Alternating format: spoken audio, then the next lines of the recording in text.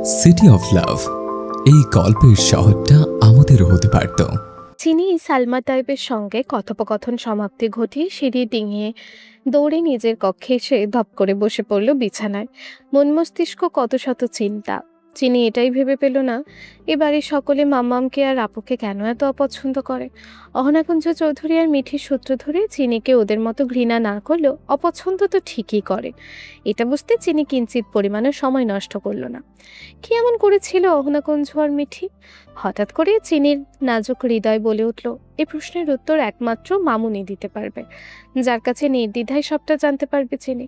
কারণ এই বাড়িতে একমাত্র চিনির কাছে সালমা তায়েবকে বড্ড বেশি আপন বলে মনে হয়। তৎক্ষণাৎ চিনি দুঠোঁট গলিয়ে বলে উঠল, মামুনি। তিনির কৌতূহলী মনে উপচে পড়া খুশি সামান্য প্রতিফলিত হলো। যেই ভাবা সেই কাজ। চিনি ঝটপট বিছানা থেকে নেমে সালমা তাইবের উদ্দেশ্যে রুম থেকে বের হতেই যাবে, তৎক্ষণাৎ চিনির শরীরের প্রতিবিম্ব অবয়বটি রুমে থাকা বিশাল বড় মিররে দৃশ্যমান হলো। চিনির নাজুক দৃষ্টি মিররের মাঝে স্থির হতেই তখন দিহামের বলা কথা মনে অদৃশ্য মতো কর্ণপাত হলো। এটা বাংলাদেশ, ফিনল্যান্ড না। শীত কোথায় পেলে? এই গরমের মধ্যে চাদর গায়ে কেন তোমার? সত্যি তো, এই রৌদ্রময় সকালে কেনই বা চিনি পোশাকের ওপর চাদর গায়ে দিয়েছে? চিনির শরীর থেকে চাদরটা সরিয়ে হাতে নিতেই ফিনল্যান্ডে নির্ণয়ের সাথে প্রথম সাক্ষাৎ হওয়ার দিনের কথাটি নাজুক মস্তিষ্কে হামলে পড়ল। কিছু বুঝে ওঠার আগে এমনটা তো হওয়ার কথা নয়। সেই দিনও চিনি পোশাকের সাথে এই চাদরটায় গায়ে জড়িয়ে অ্যানির সঙ্গে নিজের অজান্তে নির্ণয়ের ডেঞ্জারাস রেসিং দেখতে গিয়েছিল। যখন নির্ণয়কে দেখে চিনি ভয়ে প্রাণপণ বাঁচার জন্য দৌড়ে পালাতে যায়, তখন চিনির চাদরটা গায়ে থেকে পড়ে যায় মাঝপথে। পরবর্তীতে ড্যাজি সেই চাদরটা খুঁজে নিয়ে আসে। সেদিনের প্রত্যেকটা ঘটনা, প্রত্যেকটা কথা চিনির স্পষ্ট মনে আছে। সেদিন কালো অন্ধকার গভীর রাতে নির্ণয়ের বলা কথাগুলো হঠাৎ মাথাচড়া হতেও নির্ণয়কে কপি করে চিনি নিজের অজান্তে আয়নার সামনে নিজের প্রতিবিম্বর দিকে তাকিয়ে বলল, মেইলি আচরণে কি বোঝাতে চাচ্ছিস? তোকে স্পর্শ করার আগে তোর থেকে পারমিশন নিতে হবে? কথাগুলো বিড়বিড় করে বলতে গোলাপি ঠোঁট জোড়ায় এক অমায়িক হাসি ফুটে উঠল চিনির। সে মুহূর্তেই নির্ণয়ের কাছে আসার স্পর্শগুলো মনে পড়তে আকস্মিকতায় প্রকম্পিত হয়ে ওঠে চিনির সর্বাঙ্গ। শরীরের প্রত্যেকটি লোমকূপ দাঁড়িয়ে যায় অজানা শিহরণে। চিনি নিজের অজান্তেই লজ্জায় দুই হাত দিয়ে মুখ ঢেকে ফেলে। পুরো শরীরে অদ্ভুত এক শিহরণ বয়ে যাচ্ছে। চিনি খানিকটা সময় নিয়ে নিজেকে সামলে ধীরে ধীরে মুখ থেকে হাত সরাতে আবারও চিনির নাজুকতায় উপচে পড়া চেহারা আয়নায় স্পষ্ট হলো। নির্ণয় দেওয়া পোশাক এখনো চিনির গায়ে। ব্যাপারটা বোধগম্য হতেই চিনি কিছু একটা ভেবে তৎক্ষণাৎ চিনি নিজের শরীর থেকে নিজেই ঘ্রাণ শুকছে। হঠাৎ করে এইরূপ অদ্ভুত কর্মকাণ্ড করতে প্রফুল্ল এক হাসি ঠোঁটের কোণে ফুটিয়ে শুষ্ক এক ঢোক গেলে আড়ষ্ট কণ্ঠে বলল, আমি এখনো আমার শরীর থেকে আপনার শরীর স্মেল পাচ্ছি, যা বরাবরই আমায় উপলব্ধি করায় আপনি আমার কাছে আছেন। চিনি শেষবার যখন বর্ডারে নির্ণয়কে জড়িয়ে ধরেছিল অনেকটা সময়, সে জড়িয়ে ধরার দরুন নির্ণয়ের শরীর থেকে পাওয়া সুগন্ধি চিনির শরীরে মিশে একাকার। চিনি এসব ভাবতে ভাবতে হঠাৎ করেই সাইকোলজির একটি বিখ্যাত উক্তি মনে এলো, কেউ যখন কারো কথা মন থেকে ভাবে তাহলে পৃথিবীর অন্য প্রান্তে থাকা সেই মানুষটিও তার কথা ভাবে। চিনির ঠোঁটেও আবারও সেই পূর্বের ন্যায় হাসিটি উকি দেয় দ্বিতীয়বারের মতো। চিনি মনে মনে আওড়ায়, বিনয় ভাই কি আমায় নিয়ে ভাবছে? মুহূর্তেই চিনি স্বপ্নের আবেগমোহী সময়কে ছুঁড়ে ফেলে দিয়ে চিনি বাস্তবে ফিরে আসে। চিনি মনে বিক্ষোভ পেয়ে ভাবতে লাগলো, চিনি কেন নির্ণয়কে নিয়ে ভাবছে? তার তো নির্ণয়কে নিয়ে ভাবা উচিত না। চিনি তো সব সময় নির্ণয়ের কাছ থেকে মুক্তি পেতে চেয়েছে। অবশেষে আজ যখন চিনি মুক্ত, স্বাধীন, তার বাবা তার কাছে আছে, একই শহরে তার মাম্মা আর তার বোনও আছে। বাবা তো তাকে বলেছে মিঠি আপু দেশে ফিরে এসেছে। তাহলে কেন চিনি বারংবার ওনাকে নিয়ে ভাবছে? বাবা তো বলেছে বাবা নির্ণয় ভাইকে সামলে নেবে। নির্ণয় ভাইয়া চিনির কোনো ক্ষতি করতে পারবে না। কথাগুলো মনে মনে বলার পর চিনি স্মিত হেসে মাথা নাড়িয়ে ফের বলল, আমার বাবা আমার কিছু হতে দিবে না, তবে নির্ণয় ভাই আবার কেন আমার ক্ষতি করবে? এখন আমি ফিনল্যান্ডে না, বাংলাদেশে আছি। এত সব ভাবনার মাঝে চিনি যেন নির্ণয়ের পুরনো রূপটাই ভুলে গেছে। ক্লাইন হোটেলে থাকার সময়কালে নির্ণয়ের ভালোবাসায় উপচে পাওয়া সত্তার মাঝে চিনি যেন নির্ণয়ের ভয়ঙ্কর রূপটাই ভুলে গেছে। সময়ের গতিতে নির্ণয় রেগে গেলে ডেভিল নৃশংস ব্লাডি মনস্টার হয়ে ওঠে তাতে কোনো সন্দেহ নেই। বাবাকে কাছে পাওয়ার আনন্দ কাউকে যে অতল সাগরের দুঃখে ডুবিয়ে রেখে এসেছে সেই খেয়াল কি অবুঝ চিনির আছে? সময়ের গতিতে চিনির নাজুক মন এটাই ভুলতে বসেছে চিনি তাইব এখন মিসেস নির্ণয় সিনহা চৌধুরী হয়ে গেছে। নির্ণয় সিনহা চৌধুরী এখন চিনির স্বামী। চিনি সেই শব্দটাকে মুক্তি কিংবা স্বাধীনতা ভেবেছে। সেটা নির্ণয় সিনহা চৌধুরীর কাছে ধোঁকা ছাড়া নেহাত আর কিছু না। তবে এইসব উথাল পাথাল ভাবনা চিনির মস্তিষ্কে এখনও নাড়া দেয়নি। অষ্টাদশী রমণী বাবাকে কাছে পাওয়ার খুশিতে আপ্লুত হয়ে ফিনল্যান্ডের সঙ্গে সঙ্গে যে নির্ণয় সিনহা চৌধুরীকে ছেড়ে এসেছে তা এখনও অনুভব করতে পারছে না। বুঝতে পারছে না বাস্তবতা কত যে নিষ্ঠুর। চিনি তো কথা নেই বার্তা নেই, একেবারে সিংহের গুহায় জ্বলন্ত আগ্নেয়গিরি লাভা ছেড়ে এসেছে। সে আগ্নেয়গিরি লাভায় নির্ণয় সিনহা চৌধুরী জ্বলে পুড়ে মরছে। ক্ষণকালের বিলম্বে লম্বা চওড়া বলিষ্ঠ দেহের অধিকারী দিহাম কখন এসে চিনির দোরগোড়ায় দাঁড়ালো সেই খেয়ালও চিনির কাছে নেই। সকাল অবধি নির্ণয়কে ভুলে থাকলেও এখন তো বেশ নির্ণয়কে খেয়ালে ডুবে আছে। চাইলেও পারছে না নির্ণয়কে মাথা থেকে বের করতে। ফিনল্যান্ডের রেশ এখনো তোমার কেটে ওঠেনি দেখছি। কিসের প্রতি এত টান? ফিনল্যান্ডের প্রতি নাকি অন্য কারোর প্রতি? পাশ থেকে আসা গমগমে আওয়াজে চিনির ধ্যান ভেঙে গেল। বেকুবের মতো পেছন থেকে দিহামকে নিজের কক্ষের দোরগোড়ায় দাঁড়িয়ে থাকতে দেখে চিনি উল্টে আবারও প্রশ্ন করলো, হ্যাঁ?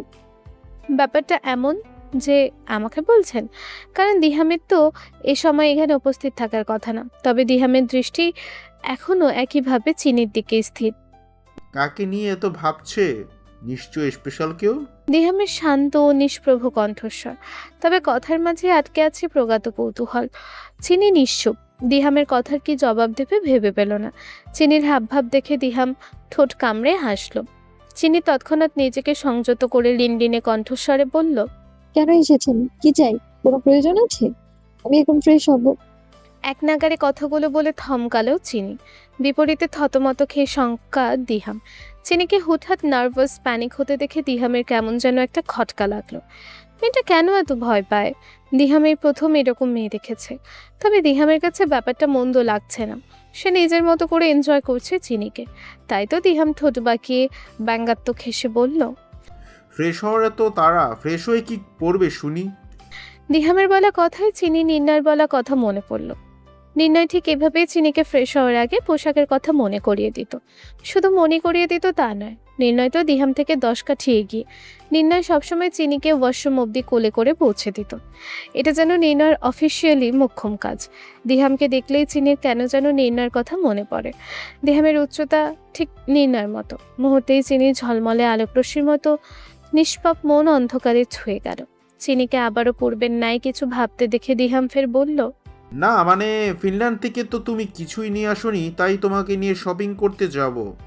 দিহামের বাক্য শেষ হওয়ার আগেই চোখ তুলে তাকালো চিনি। অবুঝ মনে বলে উঠল, নির্ণয় ভাই তো আমার কখনো শপিং করতে নিয়ে যায়নি, বরঞ্চ প্রয়োজন হওয়ার পূর্বেই সবকিছু চোখের সামনে এনে হাজির করেছে। চিনির যেন সবকিছুর মাঝে হয় চিনির যেন সবকিছুর মাঝে মনে হয় নির্ণয়কে, নয়তো নির্ণয়ের মতো করে চাইছে নিজের অজান্তে। পর মুহূর্তেই দিহামের কথাগুলো ভালো করে খেয়াল করতেই দাঁড়িয়ে থাকা অবস্থায় বিস্ময় বিমূঢ় হয়ে গিয়েছে চিনি। দিহামের কথাটা মস্তিষ্কে গেড়ে বসলো। কেন যেন দিহামের কথা চিনির কাছে বিশ্বাসযোগ্য মনে হলো না। দিহামের কথায় আবারও চিনি ভাবনায় হাবুডুবু খেল। দিহামের বলা কথাটাই উজ্জ্বলাভ কপালে ধরা দিল এক বলিরেখা। চিন্তার ভাঁজ রেখে চিনি ফের বিড়বিড় করে আওড়ায়, আমি কিছুই নিয়ে আসিনি ফিনল্যান্ড থেকে। আমার ফোনটাও নিয়ে আসিনি। তাহলে আমি কারোর সঙ্গে যোগাযোগ করতে পারবো না? চিনির সমুদ্রের ন্যায় জোয়ার ভাটা চিন্তা সাগরে চিনি অবুঝ মনে প্রশ্ন করে বসলো। কার সঙ্গে যোগাযোগ করার জন্য তুই এত উতলা? তোর নির্ণয় ভাইয়ের সঙ্গে? আচানক চিনিকে বিড়বিড় করতে দেখে ভ্রুজোড়া আপনা আপনি কুঁচকে গেল দিহামের। দিহাম চিনির ব্যাপারটা বোধগম্য না হওয়ার কৌতূহলে শিওরে পৌঁছে ঠাস করে নীরবতা ভেঙে বলল, বাই এনি চান্স তুমি কি ওই বুড়িটাকে ভয় পাচ্ছ? মা ওই বুড়ির সঙ্গে কথা বলছে, চিন্তার কোনো কারণ নেই। চিনি দিহামের কথায় খুব একটা মনোযোগী হতে পারল না। চিনির মস্তিষ্ক জুড়ে নির্ণয়কে ভাবনায় তোলপাড়। তারপর দ্বিতীয় দফায় দিহামকে দেখলে চিনি ফিনল্যান্ডে সেই কার বিস্ফোরণের কথা মনে পড়ে গেল। না চাইতেও কেন যেন দিহামের প্রতি ভেতরে ভেতরে এক অনীহা তৈরি হচ্ছে। বারংবার ভেতর থেকে হাতুড়ি পিটিয়ে কেউ বলছে, সেদিনের বিস্ফোরণের কারণে যদি তোর নির্ণয় ভাইয়ের কোনো ক্ষতি হতো।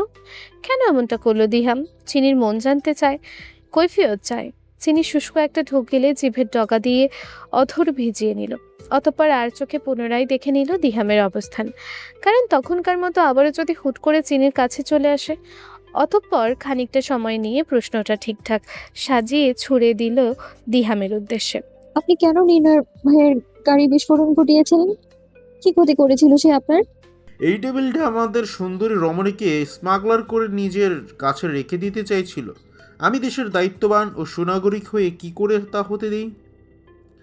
তাছাড়া ও যদি তোমাকে এতদিন আটকে না রাখতে তাহলে বহুদিন আগেই তুমি তায়েব কুঞ্জ বেলায় থাকতে, আমাদেরও কষ্ট করে ফিনল্যান্ড যেতে হতো না। নির্ণয়ের বিপক্ষে এরূপ প্রসঙ্গ আসতেই দমে গেল চিনি। দিহামের কথার প্রখরতায় চুপসে গেছে একদম। দিহামের মুখে নির্ণয়কে ডেভিল বলে সম্বোধন করা চিনির মনে হয় বেশ গায়ে লাগলো। নির্ণয়ের কর্মকাণ্ড ডেভিল শব্দ সমাজের চোখে আখ্যায়িত কিংবা অন্যায়কারী নামে পরিচিত, কারণ লোকমুখে বলি নির্ণয় নিষ্পাপ 7 জন মানুষের প্রাণ নিয়েছে বিনা কারণে। পুরান ঢাকায় এটা বেশ রহস্য বটে। তবু যেন দিহামের মুখে এরূপ সম্বোধন খুব একটা পছন্দ হলো না চিনির, যার দরুন অভিব্যক্তিতে রূঢ়তা টানলে মানবী শক্ত কণ্ঠে চিনি বলল। কোথায় যেতে হবে চলুন। হঠাৎ চিনির পরিবর্তন দেখে দিহাম নৈঃশব্দে হাসল। সে হাসিতে জড়ো হলো উপচে পড়া স্নিগ্ধতা। কে জানে দিহাম কি চাইছে চিনির কাছে। দিহাম নিজের মতো করে গাড়ি চালাচ্ছে, গন্তব্য তাদের শপিং মল। তবে চিনির বিন্দু পরিমাণে আগ্রহ নেই যাওয়ার। যাবে না বলে অবশেষে সালমা তায়েব এর জড়াজড়িতে দিহামের সঙ্গে বের হয়েছে। পুরো রাস্তা চিনি নিশ্চুপ। দিহাম এটাই ভেবে পায় না একটা মানুষ এত চুপচাপ কি করে থাকতে পারে, তাও আবার মেয়ে হয়ে। আর সবচেয়ে অবাক করা বিষয়, চিনি দিহামের সঙ্গে ড্রাইভিং সিটের পাশের সিটে বসেনি, বরঞ্চ দিহামকে ড্রাইভার বানিয়ে পেছনে গিয়ে বসেছে। দিহাম ভাবলো, কি অদ্ভুত মেয়ে, এত ডিস্টেন্স মেনটেন করার কি আছে? একজন ম্যারিড মেয়েও এতটা ডিস্টেন্স মেনটেন রাখে না, সেখানে তো চিনি সিঙ্গেল। সারা পথ দিহাম গাড়ির মিররে চিনিকে দেখে আসে। সে খবর কি চিনি রাখে? কে জানে চিনি কোন খেলে ডুবে আছে। গন্তব্যে পৌঁছাতেই দিহাম কার থেকে নেমে দাঁড়ালো। চিনি এখনো নামছে না দেখে জোরালো পদাচারণায় এগিয়ে এসে দিহাম কারের ডোর খুলে দিয়ে চিনির মুখোমুখি দাঁড়িয়ে প্রশ্ন ছুড়ল। সারা পথ আকাশ পাতাল ভেবেও তোমার মন ভরেনি? কি এমন ভাবছো? চিনি নিজের অজান্তে মুখ ফসকে বলে ফেলল। নির্ণয় ভাই? কথাটা শুনতেই দিহামের অনুভূতিহীন নির্লিপ্ত অভিব্যক্তি বেশ চমকালো। পর মুহূর্তেই দিহাম চিনির পানে দৃষ্টিপাত করে কণ্ঠে উষ্মা নিয়ে অকপটে জানতে চাইল, তুমি নির্ণয় সিনহা চৌধুরীর কথা ভাবছো, বাট হোয়াই? এবার যেন চিনির হুঁশ ফিরল। চিনি কাকে কি বলছে যেন বোধবুদ্ধি সবকিছু লোপ পেয়েছে তার। কি বলতে কি বলেছে, থই থই কণ্ঠে চোখ খিচে মাথা নাড়িয়ে চিনি বলল। না না, আমি ওনার কথা ভাবছি না। আমি কেন ওনার কথা ভাববো? চিনির কণ্ঠে শঙ্কা, অথচ দিহাম চিনির মুখের পানে নির্বাক হয়ে চেয়ে আছে। প্রথমে চিনির কথায় দিহামের ভ্রু কুঁচকে গেলেও পরবর্তীতে চিনি ঠিকঠাক মিথ্যে গুছিয়ে না বলায় দিহাম শ্লেষ হেসে বলল, নেমে এসো, আমরা শপিং মলে পৌঁছে গেছি। পার্কিং লট দূরে হওয়ায় খানিকটা পথ হেঁটে রাস্তা ক্রস করে শপিং মলে যেতে হয়। চিনি দিহামের পিছু পিছু হাঁটছে, তবে যথেষ্ট দূরত্ব রেখে। দিহাম সামনের দিকে অগ্রসর হতে হতে নীরবতা ভেঙে চিনির উদ্দেশ্যে বলল। এতদিন নির্ণয় সিনহা চৌধুরীর কাছে থাকার পরও ঠিকঠাক মিথ্যে বলা শিখতে পারোনি, ভেরি স্যাড। দিহামের কথাটা শেষ হতে দেরি, কিন্তু চিনি প্রত্যুত্তর করতে দেরি না।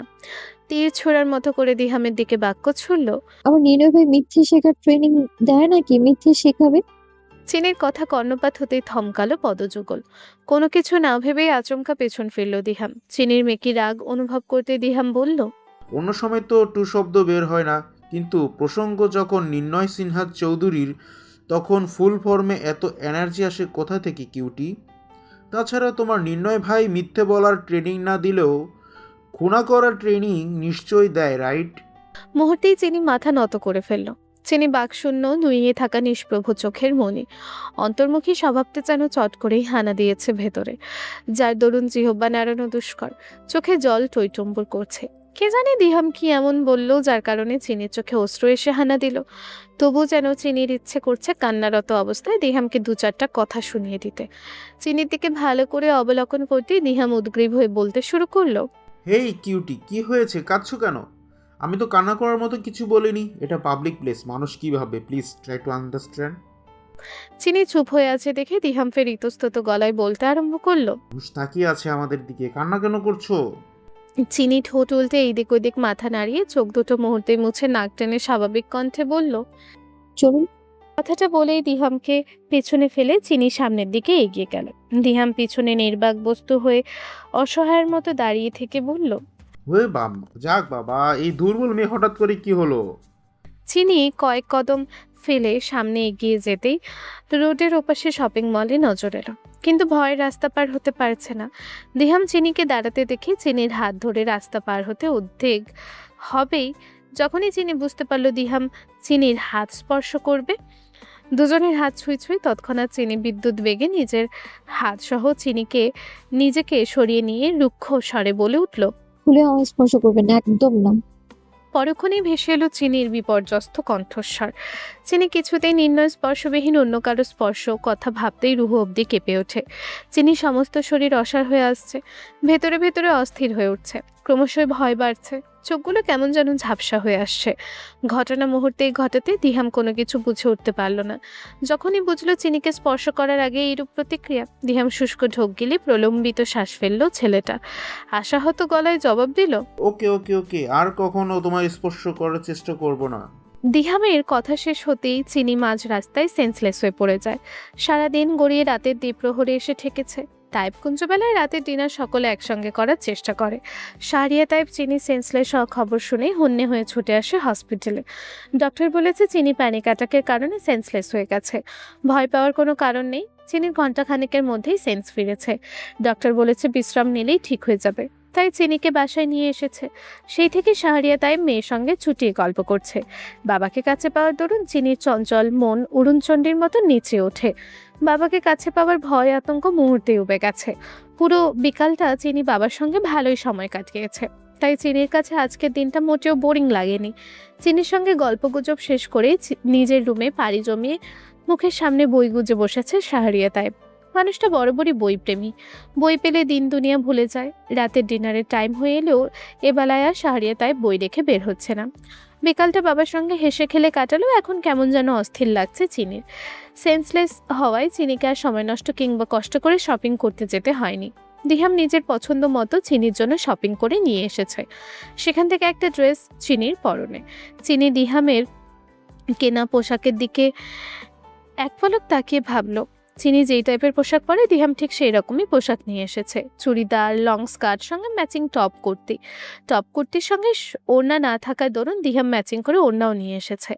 দিহামের পোশাকের সঙ্গে আনকমফোর্টেবল ওয়াট যোগ হওয়ার প্রশ্নই ওঠে না।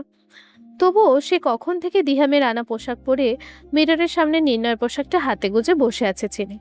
এক ধ্যানে তাকিয়ে আছে নির্ণয়ের দেওয়া পোশাকটার দিকে। চিনি নির্ণয়ের কোনো কিছু ফিনল্যান্ড থেকে বহন করে না নিয়ে আসলেও এই পোশাক ঠিকই পরনে নিয়ে এসেছে।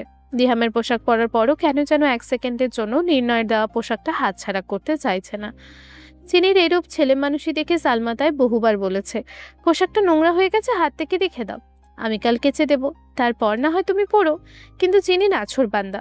ওই যে বললাম, চিনি 1 মিনিটের জন্য পোশাকটা হাতছাড়া করতে নারাজ। অবশেষে চিনি কিছু একটা ভেবে মিররের সামনে থেকে উঠে নির্ণয়ের পোশাকটাকে খুব যত্নে বিছানায় রাখলো। চিনি এমনভাবে পোশাকটাকে রেখেছে যেন এটা কোনো পোশাক না, জলজান্ত একটা মানুষ। একটু লাগলেই ব্যথা লাগবে পোশাক শরীরে। চিনি ধীরে ধীরে রুম থেকে বের হয়ে খানিকটা সময় নিয়ে সিঁড়ি বেয়ে নামছে। সালমা তাইব কয়েকবার খাবারের জন্য ডেকে গেছে, না নেমে উপায় আছে বুঝি। চিনি খানিকটা ইতস্তত বোধ করে হলরুমে দাঁড়াতে সকলকে ডাইনিংয়ে চেয়ারে বসা দেখলো। এতজন একসঙ্গে বসে খাবার খাচ্ছে, তবু চারিদিকটা কেমন যেন গুমট বেঁধে আছে। সবাই সবার মতো খাবার খেতে ব্যস্ত। চিনির জন্য অপেক্ষা করার প্রয়োজন বোধ করলো না কেউ। সকলকে খাবার খেতে দেখে চিনি চলে যাওয়ার সিদ্ধান্ত নিতেই একটা শক্তপোক্ত ফিমেল থমথমা কণ্ঠস্বর ভেসে আসতেই চিনি পাজরা থমকে গেল। মায়ের মতো পালিয়ে যেতে শিখেছ। চিনি পেছনে ঘুরতেই ডাইনিং টেবিলে বরাবর মুখ করতেই দেখতে পেল একজন বেশ সুন্দরী মহিলা। পরনে দামি 3 পিস, চোখে মোটা করে কাজল দেওয়া, কপালে বড় সাইজের টিপ, হাতে মোটা সাইজের স্বর্ণের ছুরি।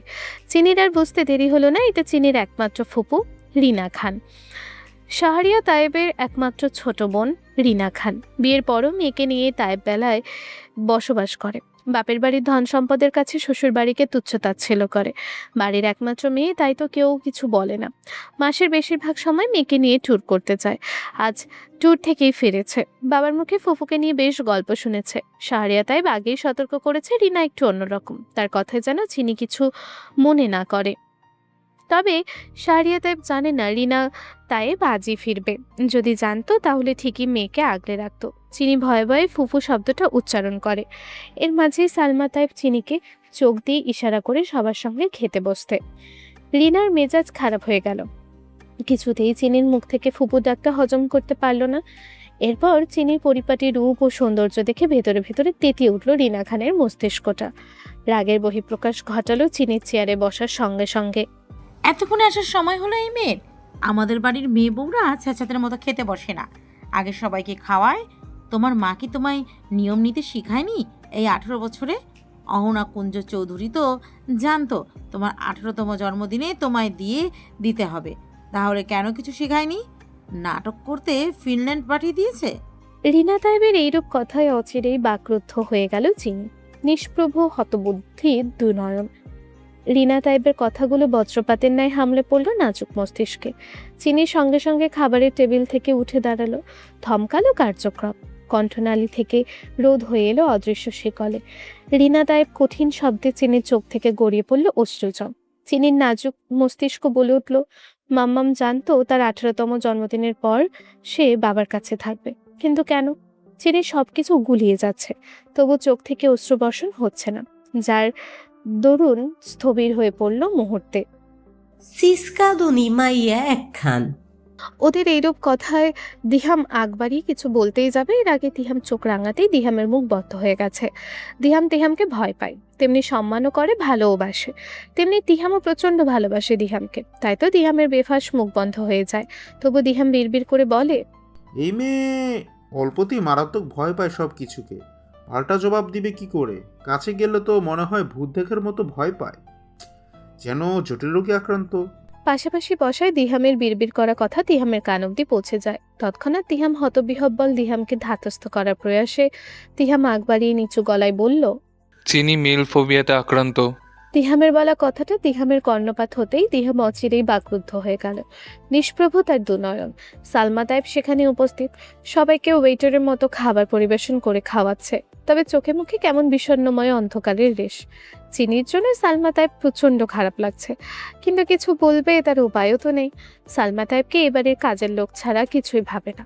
সেখানে কোনো কিছু নিয়ে মতামত প্রকাশ করা নেহাত নিজের বিপদ ডেকে আনা। মুহূর্তে রিনা খান আবারও ভনিতা ছাড়াই ঝাঁজ নিয়ে বলে, রূপ লালসা এই বাড়িতে চলবে না। বড় ভাবির মতো খাটবে, তবেই খাবার পাবে, নয়তো ঘাড় ধাক্কা দিয়ে বের করে দেবো, বুঝেছ? চিনি রিনা খানের কথায় ভেতর ভেতর ব্যথায় নীল হয়ে যাচ্ছে, তবু কান্না করতে করতে মাথা নাড়ায়। রিনা খানের কথা শেষ হতে রঙ্গনা তাইব বলে উঠল, আহ, আসতে বল, সাহারিয়ার বাড়িতেই আছে, শুনলে আবার মেলা ঝামেলা হইব। মা, তুমি শুধু শুধু ভয় পাচ্ছ। এই মেয়েকে প্রথম থেকেই টাইট দিতে হবে, নয়তো মায়ের মতো রাজনীতি করবে এই তাইব কুঞ্জ বেলায়। ওদের কথোপকথনের মাঝে দিহাম মেকি রাগ দেখিয়ে বলল, সবকিছুই বুঝলাম ফুপু, তুমি চিনিকে বলছো ভালো কথা, সেখানে মাকে কেন টানলে? মা কেন খাটবে? প্রয়োজন হলে কাজের লোক রাখো, তায়েব কুঞ্জ বেলায় তো টাকার অভাব পড়েনি।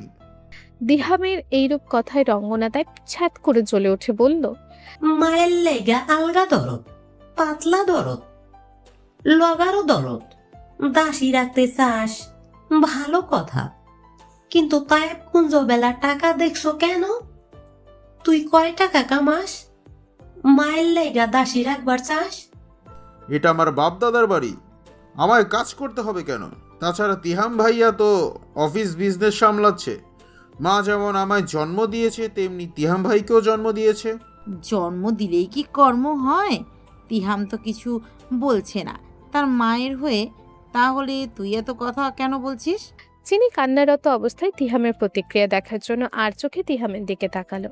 তিহাম নির্বিঘ্ন খাবার খাচ্ছে, কে কি বলছে যেন কিছুই শুনছে না। মায়ের অপমানে মূর্তিমান নির্জীব তিহামের কঠোরতা বিন্দু পরিমাণ টলল না তাতে।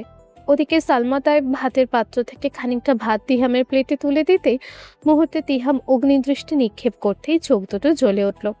কপালে শুষ্ক ভাঁজগুলো এঁটে গর্জে উঠে মুহূর্তেই রঙ্গনা তায়েবের দিকে দৃষ্টিপাত করে বলল, আমি কতবার নিষেধ করেছি দাদি, আমার খাওয়ার প্লেটে যেন উনি হাত না দেয়। আমার কথাগুলো কি কারো কানে যায় না? কথাগুলো বলে তিহাম খাবার প্লেটে পানি ঢেলে সিঁড়ি দিয়ে বড় বড় কদম ফেলে উপরে চলে গেল। মুহূর্তেই সালমা চৌধুরীর চোখ দুটো ভরে উঠল নোনা জলে। তিহামের কার্যক্রম কিছুতেই জুৎসই বোধগম্য হলো না চিনির। মুহূর্তেই চিনির মাথায় দস্যুর মতো হানা দিল এক প্রশ্ন, কিসের এত অনীহা নিজের জন্মদাত্রী মায়ের প্রতি? মায়ের সঙ্গে কেউ এমন ব্যবহার করে বুঝি? ধীরে ধীরে নিঃশ্বাসের পাল্লা ভারী হয়ে যাচ্ছে চিনির। ওদিকে তিহাম চলে যেতেই তেলে বেগুনে জ্বলে উঠল রঙ্গনা তাই খেখিয়ে উঠে বলল, ইঁদুরে কপাল মাইয়া সাওয়াল দিলে তো আমার আদরের নান ভাইয়ের খাবার খাওয়ার পাট শুকাইয়া। সারা বেয়ান কাম কইরা আইয়া এত কাহিনী কিসের হক গলে? সালমা তাইবের চোখের কান্নিসে আবারও জড়ো হলো এক ফোঁটা অশ্রুসিক্ত নোনা জল। ওদিকে রিনা খান খাবার খাচ্ছে আর মিটিমিটি হাসছে। চিনি দাদি ও ফুপুর পানে এক পলক ভয়ার্থ দৃষ্টি নিক্ষেপ করে পর মুহূর্তে দিহামের দিকে করুণ চোখে তাকালো। নীরবতার অবসান ঘটিয়ে দিহাম বলল, আমার মায়ের নামে কোনো বাজে কথা বললে আমি একদম সহ্য করব না। দিহাম আরো কিছু বলবে এর আগে সালমা তাইব রেগে দিহামকে ধমকে উঠল। দিহাম, আমি কোনো বাজে কথা শুনতে চাই না। মায়ের মুখ থেকে ঝাড়ি শুনে এক পলক করুণ দৃষ্টিতে তাকিয়ে তিহামের মতো দিহামও খাবারের প্লেট ছেড়ে উঠে গেল। রঙ্গনা তাইব চেয়ার থেকে উঠতে উঠতে অখাদ্য কুখাদ্যর মতো কয়েকটা কথা শুনিয়ে চলে যেতে যেতে কি মনে করে যেন পেছনে ফিরে চিনির উদ্দেশ্যে বলল, শোনো মাইয়া, এই বাড়িতে দরজা আটকানো নিষেধ। রাত্রি বেহান সব সময় যেন তোমার দরজা খোলা থাকে। সকল নীতি নিয়ম মাইনা চলতে পারলেই তায়েব বেলায় থাকবার পারবা। চোখের জল ছেড়ে চোয়াল শক্ত করলো চিনি। চোখ খিচে জোরে জোরে মাথা নাড়িয়ে বলল, সব মেনে চলবো দাদিমা। অবশেষে চোখ তুলে ভয় ভয়ে ফুপু রিনা খানের মুখের দিকে তাকালো চিনি, যার অনুভূতিহীন শূন্য দৃষ্টিতে ইতিমধ্যে চিনি আবদ্ধ। বেশ মজা করে আপেল চিবাচ্ছে আর হাসছে। অতঃপর খাবার টেবিল থেকে উঠতে উঠতে বলল, আজকের ডিনারটা বেশ টেস্টি ছিল। অনেকদিন পর এরকম খাবারের স্বাদ পেলাম। ইনফ্যাক্ট এখন থেকে রোজ এভাবেই খাবারের স্বাদ নিব। আফটার অল বাড়িতে নতুন কাজের লোক এসেছে। এখন তো দুজন কাজের লোক হলো। ওদিকে চিনির ফুপু রিনার বলা প্রত্যেকটা কথা স্পষ্টভাবে কানে পৌঁছালো চিনির। ঢোক গেলার মতো করে প্রত্যেকটা অপমানজনক কথা গিলে নিল চিনি। ছোট থেকে বাবার আদর পাওয়ার জন্য দুবোন কতই না কান্নাকাটি করেছে, আজও এতটুকু সহ্য করতে পারবে না। তা কি করে হয়? কথাগুলো বলেই রিনা স্থান ত্যাগ করলো। রিনাকে চলে যেতে দেখে সালমা তাহেব চোখ মুছে মিথ্যে হাসি ঝুলিয়ে চিনির উদ্দেশ্যে ধীরে ধীরে নমনীয় কণ্ঠে বলল, ওদের কথাই কিছু মনে করো না চিনি, ওরা একটু এরকমই। তুমি এত কিছু কি করে সহ্য করো মামুনি? চিনির হিমশীতল কণ্ঠস্বর তরল গলায় কথাটা বলল। মুহূর্তে ভেঙে চড়ে মুষড়ে পড়ল সালমা তায়েবের আশাতীত হৃদয়। তবু খাবার বেড়ে চিনিকে চেয়ারে বসে নিজেও খাবার খেতে বেশ ব্যথাতুর কণ্ঠে বলল, আমরা নারী জাতি বুকের ভেতর হাজার কষ্ট লুকিয়েও মুখে হাসি ধরে রাখার যোগ্যতা রাখি। খাবারের পর্ব শেষ হতেই চিনি লক্ষ্য করলো হলরুমে বেশ অনেক রকম হাতের কাজে জিনিসপত্র আছে। দেখেই চিনির বাচ্চা সুলভ মন বলল, এগুলো কে বানিয়েছে মামুনি? আমি বিয়ের আগে থেকেই এই সব টুকটাক হাতের কাজ পারি। গরিব ঘরের মেয়ে ছিলাম, গ্রামে থাকতাম, বাবা মা বেঁচে নেই, দাদির কাছে মানুষ হয়েছি। সেখান থেকেই তোমার দাদা আমাকে তোমার বড় চাচার বউ করে নিয়ে এসেছে। চিনি হাসি দিয়ে সালমা তাইবের গা ঘেঁষে দাঁড়িয়ে উচ্ছ্বসিত কণ্ঠে বলল, তুমি তো অনেক গুণী মামুনি। সকালে তোমার মুখ থেকে ইংরেজি শুনেছি, তার মানে তুমি শিক্ষিত। তোমার হাতের কাজ পারো, তুমি সংসার সামলাতে পারো। আর কি চাই? নিশ্চয় চাচা তোমায় খুব ভালোবাসতো। পরপরই মলিন হয়ে এলো অভিব্যক্তি সালমা তাইবের। যেন হৃদয়ের টানা পড়েনে ভীষণ ক্লান্ত সে। তেমন করেই মিলিয়ে গেল সালমা তাইবের সে স্নিগ্ধ হাসির রেখা। অধর ভাঁজে ধরা দিল মেকি আড়ষ্টতা। আফসোসের স্বরে বলে উঠল, তুমি যতই মূল্যবান হও না কেন, যদি তুমি ভুল জায়গায় থাকো তবে তুমি মূল্যহীন। সালমা তাইবের কথা শুনে চিনি সালমা তাইবের প্রতি আফসোস হলো। মানুষের প্রতি এই বাড়ির কেউ যত্নশীল নয়, তার মানে চাচাও মামুনিকে ভালোবাসেনি। পর মুহূর্তেই এবার যেন চিনির নিজের প্রতি নিজেকে আফসোসের সাগরে ভাসিয়ে দিতে ইচ্ছা করছে। তাইপ বেলায় পা দেওয়ার সঙ্গে সঙ্গে চিনির ফিনল্যান্ডের স্মৃতি তাড়া করছে। সেখানে কত সুন্দর দিন কেটেছে চিনির ভাবনার মাঝে সালমা তাইব হাতের কাজ গোছাতে গোছাতে বলল, ফিনল্যান্ডে নিশ্চয়ই খুব এনজয় করেছো। ওখানে কাটানোর সময় মনে পড়েছে, তাই তো? সালমা তাইবের কথা শুনে চিনি বেশ অবাক হয়ে থতমত খেয়ে গেল শঙ্কায়। চিনি আমতা আমতা করে বলল, তুমি কি করে বুঝলে? কোনটার কথা বলছো? ওখানে হ্যাপি ছিলে এটা কি করে জানলাম, নাকি এখন ফিনল্যান্ড মিস করছো এটা কি করে জানলাম? দুটোই। ফিনল্যান্ডে তুমি কতটা ভালো ছিলে সেটা তোমাকে দেখে বোঝা যাচ্ছে। তোমার এই আকর্ষণীয় উজ্জ্বল মুখটাই আমাকে বোঝানোর জন্যই যথেষ্ট। মানে? You become much more beautiful than before. একমাত্র ভালোবাসার মানুষের সান্নিধ্যে কিংবা সুখে শান্তিতে থাকলেই মানুষ এতটা গোলো করে, জানো তো নিশ্চয়। চিনিও বহুবার শুনেছে ভালোবাসা যখন সত্যিও খাঁটি হয় তখন সেটা মানুষের মনের ভেতরের সঙ্গে শরীরের বাহিরে অদ্ভুত আলো ছড়িয়ে দেয়। না চাইলেও সেই গ্লোনেস সকলের চোখে পড়বে। চিনির সর্বাঙ্গে সেই আলোকরশ্মি দৃশ্যমান। তৎক্ষণাৎ চিনির মন বিদ্রোহ করে বলল, সেটা শুধু শরীরের সৌন্দর্য নয়, বরং নির্ণয় সিনহা চৌধুরীর গভীর ভালোবাসার। ধীরে ধীরে শক্ত দেয়াল সরিয়ে সামান্য হলেও ছুঁয়ে দেওয়া।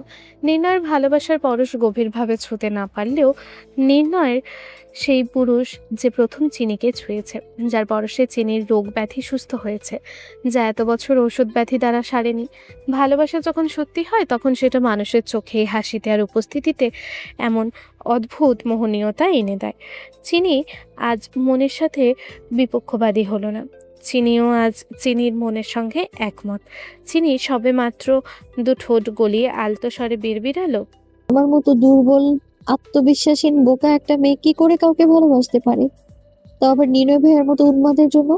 সত্যি কি আমি নির্ণয় ভাইয়াকে ভালো? চিনির মুখ থেকে কথা বহর বের না হওয়ার আগেই সালমা তাইবের কথা চিনির কর্ণপাত হয়। চিনির পুরো কথাটা সম্পন্ন করার পূর্বেই সালমা তাইব তপ্ত শ্বাস ছেড়ে বলল, অনেক রাত হয়ে গেছে চিনি, এবার ঘুমাতে যাও, নয়তো ভোরবেলা উঠতে পারবে না। এই বাড়িতে বেলা অবধি ঘুমানোর নিয়ম নেই। ফিনল্যান্ডে সকাল হতেই চিনি রেড ফিস ক্লাব থেকে তালমাতাল হয়ে দ্য গ্রেস অফ হ্যাভেনে ফিরল। এখনও পুরোপুরি দিনের আলো ফোটেনি।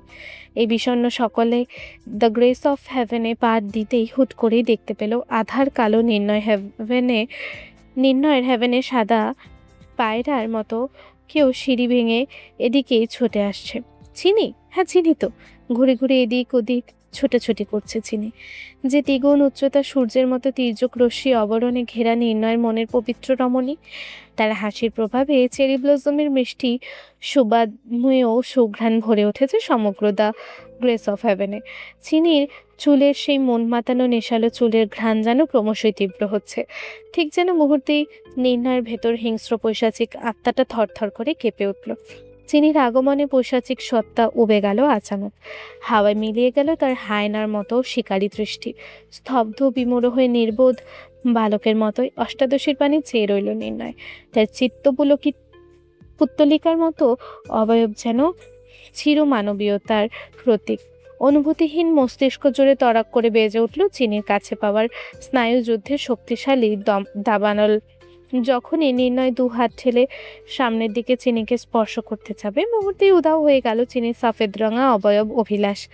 মুহূর্তে ভেঙে চুরে মুচড়ে পড়ল নির্ণয়ের আশাতীত হৃদয়। কিন্তু নির্ণয়ের বেহায়া দু চোখ ঘুরে ফিরে বারবার ওই অদৃশ্য অবয়বকে খুঁজতে লাগলো। যখনই নির্ণয় বুঝতে পারল এগুলো নির্ণয়ের অগোচরে এই পাথর হৃদয় বিশাল চির ধরার জন্য চোখের ধোকা, ক্রোধ অনিয়ন্ত্রের চোখ যথোপযুক্ত জেগে উঠল। ভেতর ভেতর ছটফট করতে থাকা পৈশাচিক সত্তাটা বেরিয়ে এলো আকস্মাৎ। নিমেষেই লক্ষ্যভ্রষ্ট হলো নির্ণয়ের দাবানলের মস্তিষ্ক। ফলস্বরূপ রাগের তোড়ে এক হাত মুঠোবদ্ধ অবস্থায় বুকের ভেতর তোলপাড় করা অস্থিরতায় হাতে রিভলভার দিয়ে একের পর এক গুলি ছুড়ে হলরুম থেকে ধ্বংসলীলার ময়দান বানিয়ে ফেলল। ঠিক সে সময় ওপর থেকে ড্যাজি নেমে আসতে নির্ণয়ের গর্জনে ভয়ে চোখ বন্ধ অবস্থাতেই থরথর করে কেঁপে উঠল ড্যাজি। নির্ণয়ের এইরূপ হিংস্র রূপ ড্যাজি কখনো দেখেনি। নির্ণয় ভয়ঙ্কর রূপে ড্যাজিও ছুটে পালালো। বাহিরে আদনান জিয়াং দাঁড়িয়ে আছে, ভয়ে দ্য গ্রেস অফ হেভেনে প্রবেশ করছে না। নির্ণয় যেন চিনির পাগলামিতে এত উৎপীড়ন। চিনির স্মৃতির চরণে নির্ণয় বারবার দানবের মতো জেগে উঠছে। হঠাৎ ব্যথাতুর কণ্ঠে বলল, তোর বেঁচে ফিরে আসার কোনো চান্স নেই, তবু দেখ আমি তোর জন্য অপেক্ষা করছি। মুহূর্তে ভেতরে চূর্ণ বিচূর্ণ যন্ত্রণা তোয়াক্কা না করেই ফের অকপটে দাঁতে দাঁত পিষে হিসিয়ে বলতে লাগলো, তুই তো আমার কখনো ছিলি না। তুই কি চাইছিস তোকে হারানোর ভয় আমি সারা জীবন ভুগতে থাকবো? No way. এই বলে সিঁড়ি ডিঙিয়ে ধাপাধাপ করে উপরে নিজের কাঙ্ক্ষিত রুমে প্রবেশ করলো নির্ণয়। নির্ণয় ল্যাপটপের দিকে নজরে একভাবেই তাকিয়ে আছে। সেকেন্ডের জন্য নির্ণয়ের চোখের পাতা নড়ছে না। ল্যাপটপে কিছু একটা দেখতে দেখতে চোয়ালের পেশি শক্ত হয়ে এলো নির্ণয়। প্রচণ্ড ক্রোধের তাড়নায় মাথাচাড়া উঠছে পৈশাচিক সত্তা। মস্তিষ্কের নিয়ন্ত্রণ হারিয়ে যাচ্ছে। নীরবে দাঁতে দাঁত পিষে আছে নির্ণয়। হুট করে জিয়াং নির্ণয়ের উদ্দেশ্যে বাক্য ছুড়ে রুমে ঢুকে পড়ল। We need to talk, Ansi. It's very urgent. Jiang আরও কিছু বলতেই যাবে, এর আগেই জিয়াংয়ের নজর নির্ণয় ল্যাপটপের দিকে চলে গেল।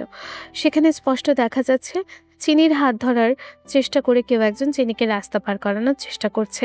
চিনির সঙ্গে একটা ছেলেকে দেখে জিয়াং না চাইতেও মুখ ফসকে বের হয়ে গেল এক অপ্রত্যাশিত বাক্য। চিনচিনের সঙ্গে এই হ্যান্ডসাম ছেলেটাকে by any chance Ahon aunty এই হ্যান্ডসাম ছেলের সঙ্গে চিনির বিয়ে দিয়ে দেওয়ার ফন্দি করছে না তো? কথা বলে নির্ণয়ের দিকে দৃষ্টিপাত করতে দেখতে পেল নির্ণয় ভয়ানক শীতল চাউনি নিক্ষেপ করে আছে জিয়াংয়ের দিকে। বাজ পাখির নজরের মতোই তীক্ষ্ণ সেই চাউনি। কালো মণিযুক্ত চোখে কৃষ্ণ গহ্বরে দাউ দাউ করছে ক্রোধের অগ্নিস্ফুলিঙ্গ। জিয়াং কিছু বুঝে ওঠার আগে নির্ণয় বিদ্যুৎ গতিতে স্থান ত্যাগ করে জিয়াংয়ের কলার চেপে ধরে দেয়ালের সঙ্গে মিশিয়ে হুঙ্কার দিয়ে বলল, if he dare to touch I swear I will kill him. নির্ণয়ের কাণ্ডে জিয়াং হকচকে ওঠে। নির্ণয়ের হিমশীতল কণ্ঠে কেঁপে উঠল জিয়াং। জিয়াং বার কয়েক ঢোক গিলে বলল, না না, টাচ করেনি। দেখ, ল্যাপটপে স্পষ্ট দেখা যাচ্ছে চিনির হাত টাচ করেনি। কার বুকে এত সাহস অ্যান্সির ওয়াইফকে টাচ করবে? সত্যি বলছি ভাই, তোর বউকে কেউ টাচ করেনি। তুই ভালো করে দেখ, নয়তো আমি তোকে ডিটেলস এক্সপ্লেইন করে দেখাচ্ছি। এবারের মতো ছেড়ে দে ভাই, দৌড়ে বাঁচি। I hate this your fucking topic. So next time আমার সামনে ওইসব চিপ আলোচনা করার সাহস করবি না। I warn you. ক্রোধের তাড়নায় গর্জন করে উঠল নির্ণয়। আড়ষ্ঠতায় তীরতিরিয়ে কেঁপে জিয়াং বলল, না না, কখনোই না। এবার জানে বাঁচলে নিজের নাম ভুলে যাব। এই আলোচনা তো দূরের ব্যাপার। নির্ণয় চোখ জোড়ায় যেন একটা জীবন্ত থ্রেড। ঠোঁটের ক্রুর হাসি ঝুলিয়ে জিয়াংকে ছেড়ে দিয়ে খুব আস্তে আস্তে কাউকে উদ্দেশ্য করে বলল, প্রতিশোধ নেওয়ার কোনো মেয়াদ নেই। আক্রমণ যে কোনো টাইমে হতে পারে। আমার সঙ্গে টক্কর। This is not fair. তাই কোনছে বেলা? আতঙ্কে জর্জরিত হয়ে তাড়াহুড়ো শ্বাসরুদ্ধ হয়ে দাঁড়িয়ে জোরে জোরে শ্বাস নিল জিয়াং। এতক্ষণে নিজের তীক্ষ্ণ দৃষ্টি সরিয়ে নিল নির্ণয়। পায়ের কাছ থেকে ছড়িয়ে ছিটিয়ে আছে পুরো রুমের আসবাবপত্র। নির্ণয় যেন কোনো অদৃশ্য অবয়বকে উদ্দেশ্য করে স্পষ্ট হুমকি ছুড়ল। নির্ণয়ের ফর্সা মুখে রক্ত জমে রক্তিম বর্ণ ধারণ করেছে। চোখগুলো ক্রমশই রক্তিম হয়ে উঠেছে। চোখে যেন দাউ দাউ করে আগুন জ্বলছে। জিয়াং তাজ্জব বনে গিয়ে প্রশ্ন ছুড়ল, কিসের প্রতিশোধ? আর এই তায়েব বেলা এগুলো আবার কে? জিয়াংয়ের বাক্য শেষ হতে নির্ণয় সেদিকে তাকে তৃপ্তিতে ঠোঁট বাঁকিয়ে বলল, আমার শ্বশুর বাড়ি। ব্যাস এইটুকুই। কথাটা শেষ করে নির্ণয় কর্ণগহ্বরে এয়ারপডস ব্যবহার করলো নির্বিঘ্নে। কারো উদ্দেশ্যে কোনো আদেশ জারি করতে করতে ঘাড় ঘুরিয়ে সোজা হাঁটা ধরে রুম থেকে বের হয়ে প্রস্থান করে নির্ণয় থেকে কথাগুলো শুনতেই জিয়াংয়ের উজ্জ্বলাভ কপালে ধরা দিল চিন্তার বলিরেখা। পুরোপুরি স্তম্ভিত হয়ে দাঁড়িয়ে রয় নির্বাক হতবিহ্বল জিয়াং। মুহূর্তে নীরবতা ভাঙল জিয়াং। পেছন থেকে চেঁচিয়ে নির্ণয়ের উদ্দেশ্যে শুধালো, কোথায় যাচ্ছিস? এখনও তো ঠিক মতো দাঁড়াতেই পারছিস না। কি করতে চাচ্ছিস তুই? আমাকেও বল, আমি না হয় তোকে হেলদি আইডিয়া দিব। The grace of heaven. রাতের তিমিরে মুড়িয়ে গিয়েছে স্নিগ্ধ বরফে ঢাকা the grace of heaven. Jiang সারাদিন দেবদাস হয়ে ভব ঘুরে বেড়াচ্ছে। কাজের কাজ কিছুই করছে না। কখনো দ্য গ্রেস অফ হ্যাভেন, কখনো বা নির্ণয়ের অফিস। এভাবে পায়চারি করে বেড়াচ্ছে সারা দিন। যা করার সমস্তটা আদনান সামলাচ্ছে নির্ণয়ের অবর্তমানে। NC group of Mohana complex সামলানো এতটা সহজ নয়। রীতিমতো আদনান এবং ডেনজালকে হিমশিম খেতে হচ্ছে। কিন্তু জিয়াং এত কিছুর মাঝে নিজেকে রিল্যাক্স মুডে রেখে নুসরতের চিন্তায় বিভোর। আদনান অনেক রাত করে নির্ণয়ের অফিস থেকে দ্য গ্রেস অফ হেভেনে ফেরে। পরনে ফর্মাল ড্রেস, চুলগুলো সেট করা, তবে চোখে মুখে ক্লান্তির ছাপ স্পষ্ট। আদনান নিজের রুমে ঢুকতেই নেবে। এর মাঝে রুমের দোরগোড়ায় চেয়ার পেতে বাবু সেজে বসে বেশ আরাম করে জিয়াংকে নাক ডেকে ঘুমাতে দেখতে পেল আদনান। মুহূর্তে আদনানের মেজাজটা চড়ে গেল, তবু নিজেকে যথাযথ সংযত করে বলল, হাটবাজারে কলা বিক্রি করতে এসেছিস, বিক্রি না হয় বুঝি নাক ডেকে ঘুমোচ্ছিস, ফাউলবাজ। আরে না, তোর বোনের ফোন নাম্বার চুরি করতে এসেছি। ঘুমের ঘোরে নিজের অজান্তেই বলে উঠল জিয়াং। আদনানের সরু ভ্রুজোড়া সঙ্গে সঙ্গে কুঁচকে গেল আপনা আপনি। ফের রাগান্বিত কণ্ঠে বলল, তুই নিজে উঠবি নাকি তোকে লাঠি মেরে ওঠাবো? আদনানের রাগান্বিত কণ্ঠস্বর কর্ণগোচর হতেই জিয়াং ঘুমটুম মুহূর্তে সব উড়ে গেল। ভ্যাবাচাকা খেয়ে তড়িৎ গতিতে আদনানকে নীরব দৃষ্টিতে ভালো করে পর্যবেক্ষণ করে বলল, কখন এলি? তোর জন্যই তো অপেক্ষা করছি। নিশ্চয়ই সারাদিন অনেক খাটাখাটনি করে এসেছিস, তোকে খুব ক্লান্ত লাগছে, নিশ্চয়ই ডিনার করিসনি। আমি এখনই তোর ডিনার অ্যারেঞ্জ করছি, just 5 minute my dear. Jiang সকাল বিকালে এরূপ পরিবর্তন দেখে আদনান পিনপতন চোখে জিয়াংয়ের পানে দৃষ্টিপাত করে বলল, বিকাল ওয়াইফের অ্যাক্টিং করছিস মনে হচ্ছে, ফিমেল ক্যারেক্টারের রোল পেয়েছিস মনে হয়। অবশ্য এটা তোর সঙ্গে যায়।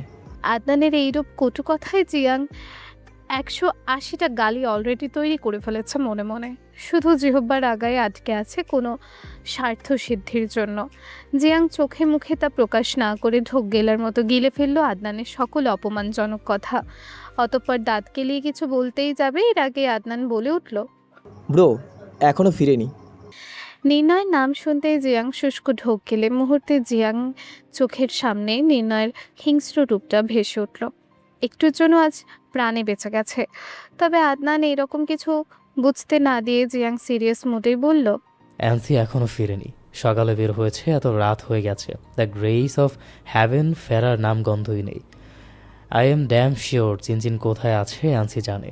জিয়াংয়ের কথায় আদনান মোটেও চমকায় না, কোনো রকম প্রতিক্রিয়াও করে না। চিনি কোথায় আছে আর নির্ণয় জানবে না এটা কখনো সম্ভবই না। তাই তো অস্থিরনেস মাত্র নেই ওর আদনানের মুখশ্রীতে। তবে আদনানের একটাই ভয়, রাগের মাথায় ব্রো কোনো কিছু করে না বসে।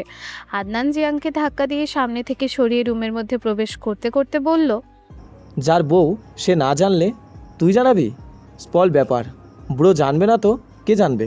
ওই আমি তো তোর বোনের কথা জানি না, তোর বোনও তো বউ, মানে অর্ধেক বউ। নিজের মনের কথায় নিজেই ঠোঁট টিপে হেসে ওঠে জিয়াং। জিয়াং ফের আদনানের পিছু পিছু আদনানের রুমে প্রবেশ করে বলল, জানিস চিনচিনকে একটা হ্যান্ডসাম ছেলের সঙ্গে দেখা গেছে। ওই ছেলে এখনো বেঁচে আছে। ব্রো তো এত টাইম নেওয়ার সময় নেই, নিশ্চয়ই ব্রোর মাথায় কোনো প্ল্যান চলছে। আদনানের কথায় জিয়াং আশ্চর্য দৃষ্টিতে ফ্যাল করে তাকিয়ে আছে। তার মানে আদনান সব জানে। আদনান পকেট থেকে ফোনটা বের করে ফোনে মনোযোগ দিল। জিয়াং কিছুতেই নিশ্চিন্ত থাকতে পারছে না, কেমন যেন সব এলোমেলো লাগছে। ব্যাপারটা সহজ হলেও জিয়াংয়ের কাছে সহজ নয়। জিয়াং আদনানের দিকে প্রশ্ন ছুড়ল, তিনা ঠিকমতো পৌঁছে গেছে বাংলাদেশ? হুম, তিনার সঙ্গে তোর ফোনে কথা হয়েছে? তুই আবার কবে থেকে তিনার খবর নিস? এত কথা কেন বলছিস? যা জিজ্ঞেস করেছি তা বল না প্লিজ। হ্যাঁ হয়েছে। তোর বাসার সবার সঙ্গে কথা হয়েছে? হ্যাঁ হয়েছে, কেন? তোর ফোনেই তো সবার নাম্বার আছে, তাই না? এত সময় মোবাইল স্ক্রিনে চোখ রেখে প্রত্যেকটা কথার উত্তর দিল। এইবার যেন চোখ তুলে জিয়াংয়ের দিকে পিনপতন দৃষ্টিতে তাকালো আদনান। আদনানের প্রশ্নসূচক দৃষ্টির সঙ্গে বেশ খানিকটা সন্দেহ যোগ হলো।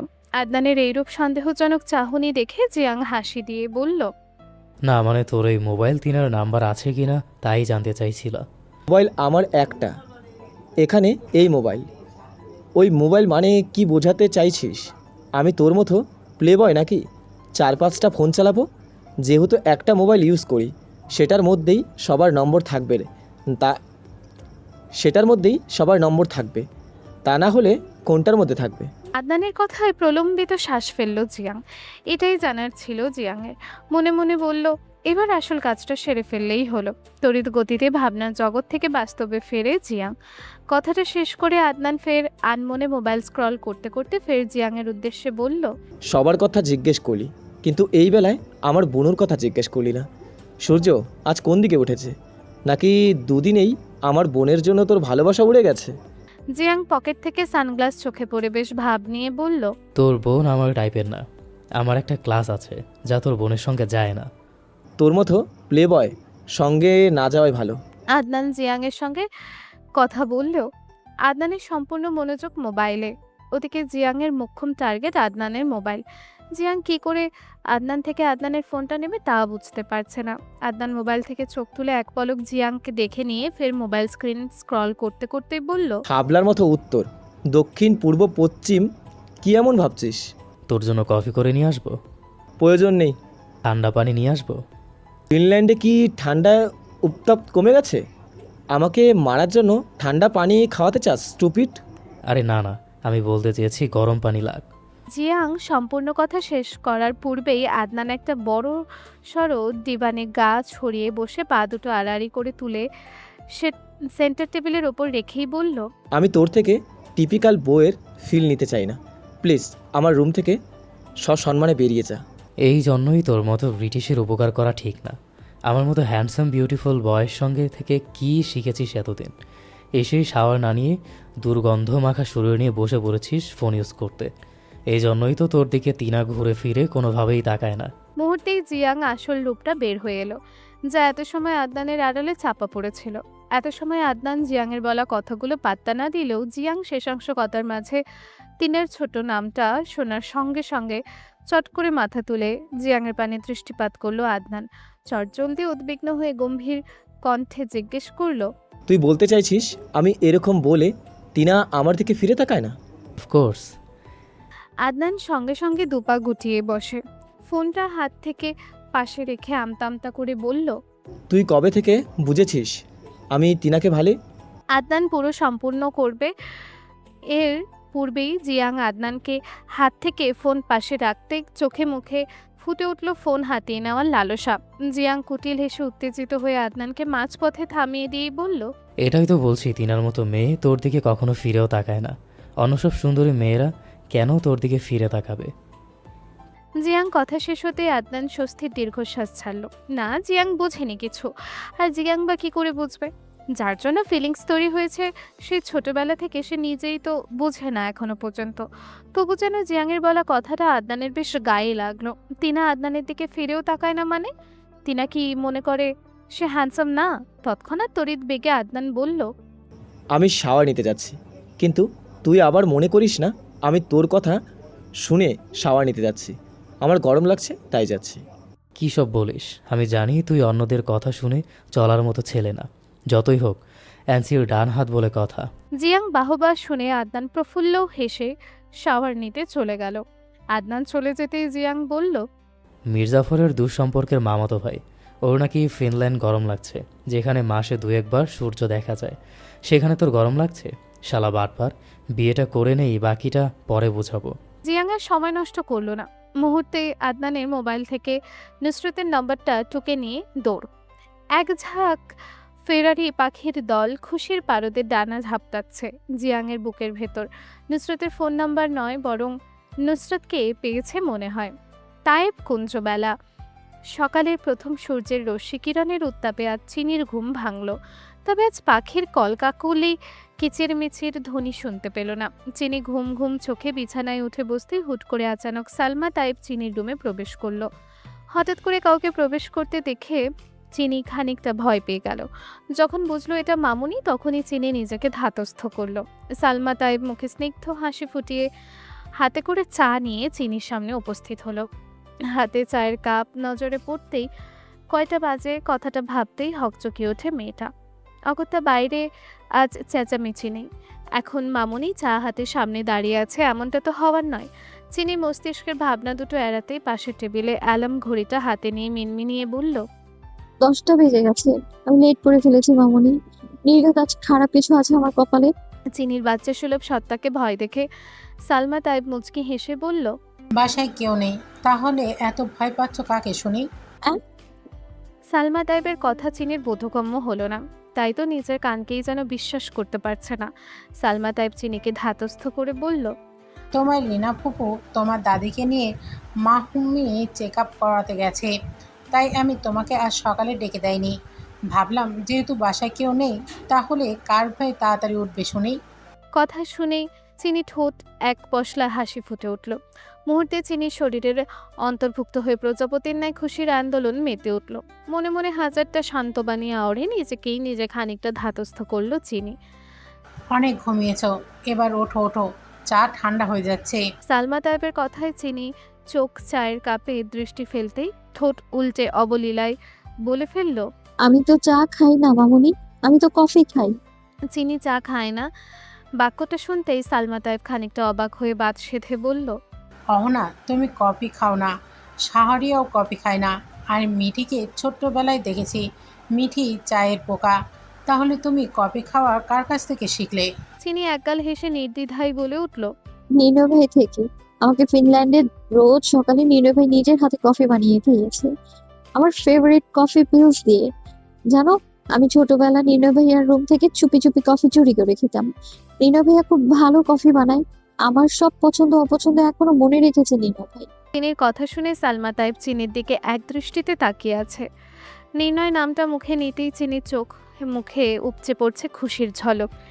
এমনটা চিনির মাঝে সচরাচর দেখা যায় না। তবে সালমা তায়েব নির্ণয়ের নাম শুনেছে বহুবার, তবে তেমন ভাবে চিনা জানা নেই। তাই তো সালমা তায়েব আগ বাড়িয়ে আর কিছু জিজ্ঞেস করলো না। চিনি ঝটপট ফ্রেশ হতে চলে যায় ওয়াশরুমে। মিনিট খানেকের মধ্যে ফ্রেশ হয়ে ওয়াশরুম থেকে বের হতেই চিনি দেখলেও সালমা তায়েব চিনির বিছানা গোছাচ্ছে। সালমা তায়েব বিছানা গোছাতে গোছাতেই বলল, আমি তোমার ড্রেসটা ধোয়ার জন্য ওয়াশিং মেশিন, কোন ড্রেস? সেই নোংরা ড্রেসটা বিছানায় রাখা ছিল যে, তাই ভাবলাম ধুয়ে। চিনি আর এক মুহূর্ত ধৈর্য ধরল না সালমা তায়েবের কথা শোনার পর। বিদ্যুৎ বেগে দৌড়ে গিয়ে চলন্ত ওয়াশিং মেশিনে হাত দিতেই যাবে, পেছন থেকে সালমা তায়েব এসে চিনির হাত আটকে দিল। আরে কি করছো? পাগল হয়ে গেছো তুমি? এক্ষুনি তো চলন্ত ওয়াশিং মেশিনে হাত দিয়ে দিচ্ছিলে। এইরকম কেউ কখনো করে? আগে তো সুইচটা অফ করবে। সালমা তায়েবের কোনো কথাই চিনির কানে পৌঁছালো না। সালমা তায়েব কিছু বুঝে ওঠার আগে মুহূর্তেই চিনি বাচ্চাদের মতো কান্নায় ভেঙে পড়ে। আমার ড্রেস? এটা তুমি কি করলে মামুনি? আমি তো বারণ করেছিলাম এই ড্রেসটা না ধোয়ার জন্য। এখন আমি কি করে ঘুমাবো? কোথায় পাবো নির্ণয় ভাইয়ের শরীরে সেই ঘ্রাণ? আমার যে ওনার শরীরে স্মেল ছাড়া ঘুম হয় না। চিনির মাঝরাত অব্দি ছটফট করে কাটিয়েছে, প্রতি মুহূর্ত নির্ণয়কে মিস করেছে। নির্ণয়ের সঙ্গে কাটানো দৃশ্যটা ক্রমাগত ভেসে উঠছে মানসপটে। নির্ণয়ের শূন্যতায় মাঝরাত অব্দি দু চোখ খোলা ছিল অজস্র যন্ত্রণায়। চিনি নির্ণয়ের সঙ্গে ঘুমাতে ঘুমাতে তা এখন অভ্যাসে পরিণত হয়ে গেছে। নির্ণয়ের কাছে আসা, একসঙ্গে ঘুমানো, নির্ণয় শরীরে সেই মন মাতানো ঘ্রাণ, কিছুই যেন ভুলায় নয়। সমস্ত চিনির মস্তিষ্কে গেড়ে বসে আছে। অতঃপর কোনো উপায়ন্তর না পেয়ে ফিনল্যান্ড থেকে পরে আসা সেই পোশাকটাকে কাছে টেনে নিল, যেই পোশাকে এখনও নির্ণয় শরীরে স্মেল পাওয়া যায়, যেন চিনির কাছে নির্ণয় আছে।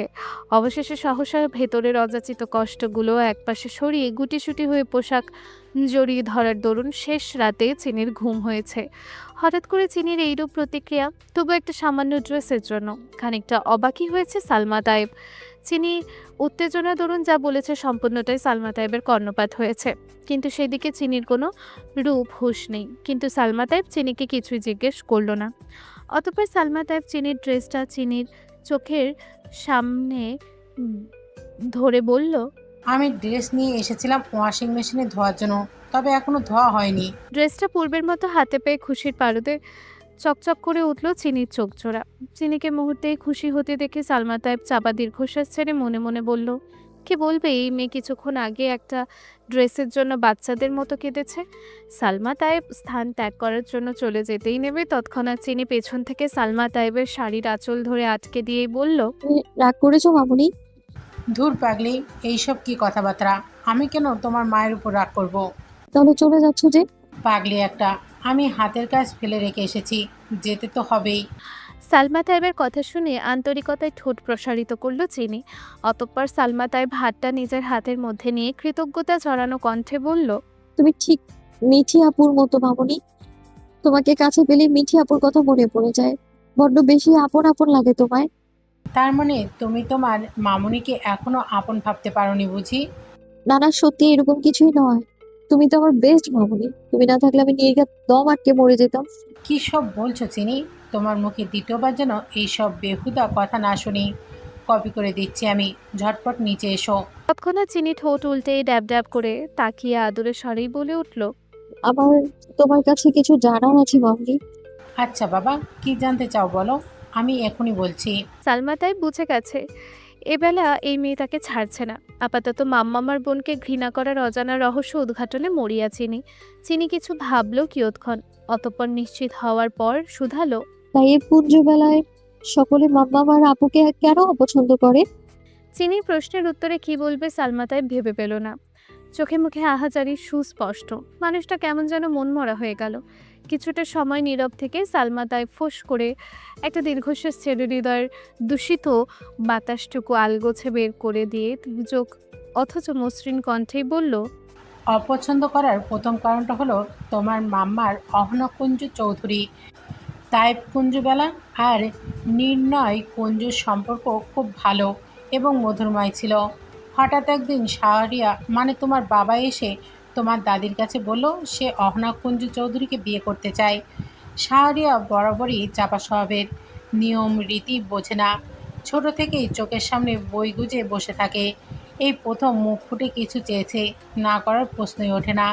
তাছাড়া তোমার দাদা জামশেদ তায়েব ও তোমার দাদি রঙ্গনা তায়েব অনেক ভেবে দেখলো নির্ণয় কুঞ্জের সঙ্গে সম্পর্কে করলে তাদেরই লাভ। তখন অহনা পড়াশোনাও প্রায় শেষ।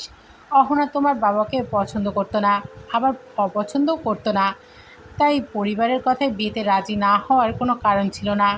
মেয়েটা নিজের থেকে বংশের পরম্পরায় বিলিভ করতো খুব বেশি, তাই তোমার নানুর কঠোর মনুষ্যে মানুষ হয়েছে। অহনার সঙ্গে শাহরিয়ার বিয়ে হয়ে যায়। প্রথম প্রথম এই বাসায় আসার পর সব কিছু ভালোই ছিল। ধীরে ধীরে সবার আসল রূপে দেখতে শুরু করে। ততদিনে মিঠি চলে আসে পৃথিবীতে। তোমার দাদি রঙ্গনা তায়েব অহনার মেয়ে সন্তান হওয়ায় নানা ধরনের কথা শোনায়। অহনা এই বাড়ির জন্য রাজনৈতিক থেকে সরে এসে সংসারে মনোযোগ দেয়, কিন্তু এই বাড়ির মানুষ তাতেও শান্ত হয়নি। আমি সব কিছুর সঙ্গে মানিয়ে নিলেও অহনা কিছুতেই মানিয়ে নিতে পারছিল না। মেয়েটা কেমন যেন হাঁপিয়ে উঠেছিল। অহনা শহরে পড়াশোনা করা মেয়ে, রাজনীতি যার শরীরে রক্তে বইছে, সে কি না করে বন্দি খাঁচায় আটকে থাকবে? প্রতিদিন নতুন নতুন ঝামেলা লেগেই থাকতো। অহনা মিথ্যে কথার দুর্নীতি অত্যাচার সহ্য করার মতো মেয়ে ছিল না। আর এই বাড়ির সকলেই চাইতো বাড়ির বউকে কাজের লোক বানিয়ে রাখতে।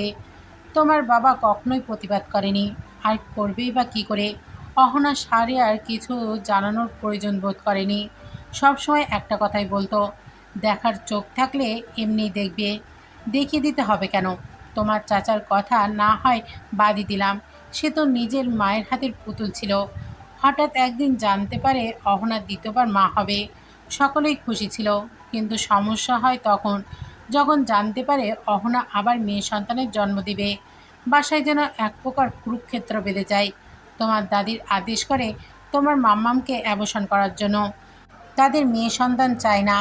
কথা কাটাকাটির এক পর্যায়ে লরিনা তোমার মায়ের গায়ে হাত তুলতে যায়, কিন্তু তোমার মা রিনাকে আটকে উল্টো রিনার গালেই থাপ্পড় বসিয়ে দেয়।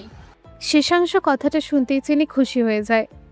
মেরেছে, একদম ঠিক করেছে। পর মুহূর্তেই ভাবলো তার মা তাকে পৃথিবীর আলো দেখাতে কত কষ্টই না সহ্য করেছে।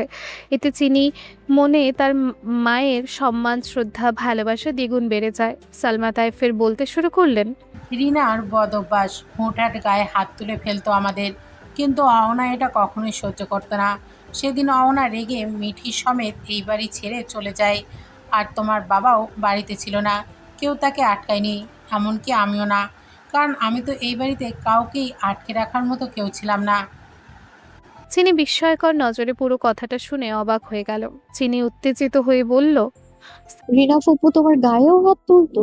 সালমা তায়েব মাথা নাড়িয়ে হ্যাঁ বলল। কিন্তু রিনা ফুপু তো বাবার ছোট, তাহলে তোমার গায়ে কি করে হাত তুলতে পারে? তুমি চাচাকে কখনো জানাওনি? ফোঁস করে নিঃশ্বাস ছেড়ে কথাটা বলে চিনি। সালমা তায়েব তাচ্ছিল্য হেসে বলল, জানলেই বা কী হবে?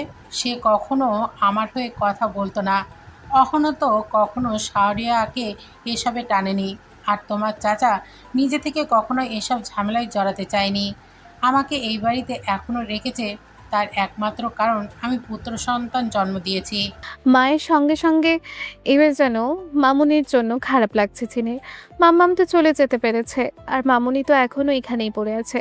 সালমা তায়েব কথা শেষ হতেই চিনি দ্বিতীয় প্রশ্ন ছুড়ল, এসবের মাঝে মিঠিকে মিঠি আপুকে অপছন্দ করার কারণটা কি? নির্বিঘ্নে কাজ আবৃত বারান্দায় দাঁড়িয়ে নিষ্প্রভ চোখে বাহিরের দিকে তাকিয়ে আছে মিঠি। কোনো এক অজানা কারণে ওর মনটা আজ ভালো নেই, বিষণ্ণতায় ছেয়ে গেছে হৃদয়। ওই জন্যই হয়তো এত উদাসীনতা। সত্যি কি অজানা সে কারণ, নাকি তা জানতে পারার আক্ষেপ? মিঠি দু চোখে আজ কয়েক রাত অবধি ঘুম নেই, চোখের নিচে কালচে দাগ পড়ে গেছে। মিঠির ভাবনার মাঝে হঠাৎ করে কাজের মহিলা পুটির মা এসে বলল, আম্মা যান, আপনার অফিস রুমে যাইতে কইছে তাড়াতাড়ি।